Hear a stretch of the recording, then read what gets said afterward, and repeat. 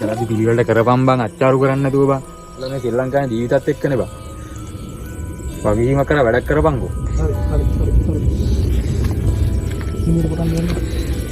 ඒක මීටර් වෙනවනේ බං කල්පනා වැඩක් කරපන් කියලා උඹලා මීටර් නැති වුණානේ බං. මීටර් නෑ කියන්න එපා බං. මෙච්චර දෙයක් වෙලා හරියද්දි. දී පොඩි වැඩක් කරා මතකද ඔයාලට?